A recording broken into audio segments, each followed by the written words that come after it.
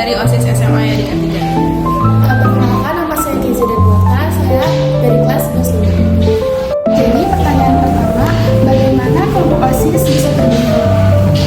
Kelompok OSIS tuh bisa terbentuk tuh kita kan tahu sendiri di antara umum sekolah tuh pasti ada yang namanya OSIS. OSIS karena kenapa di setiap sekolah tuh ada OSIS? Karena OSIS itu kan organisasi paling istilahnya tingkatnya paling atas di sekolah. Karena mereka menjalankan event-event sekolah dan mengurusi bukan masalah event ataupun pengumpulan uang jumsi, itu pasti OSIS yang melakukan. Jadi untuk pembentukannya karena biasanya memang di sekolah tuh ada OSISnya. Pertanyaan kedua, jika ada konflik antar anggota OSIS, bagaimana cara kalian menyelesaikannya?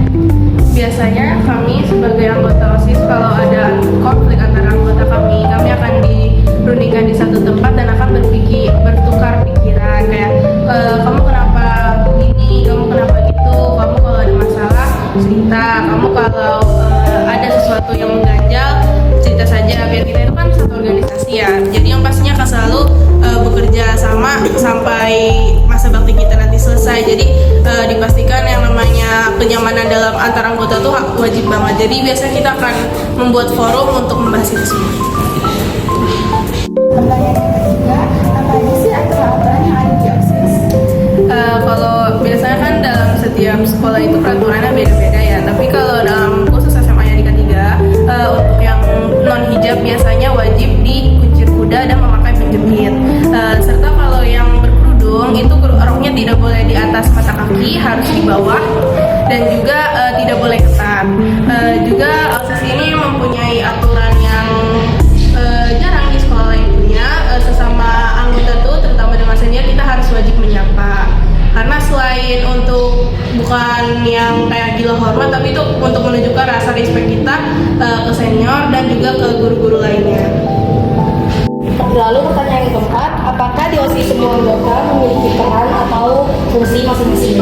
Pastinya di organisasi ini kita memiliki peran dan fungsinya masing-masing. Kalau contohnya saya ini seksi rohani Kristen, itu pasti memiliki fungsinya itu seperti kayak mengkoordinir kegiatan rohani Kristen gitu.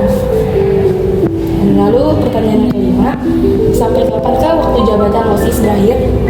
Mungkin sampai kelas 12, cuman kelas 12 itu masih mengkoordinir atau mengawasi di kelas 11 atau kelas 10 untuk seperti event. Kalau ketika ada kekurangan itu bisa dibantu kelas 12.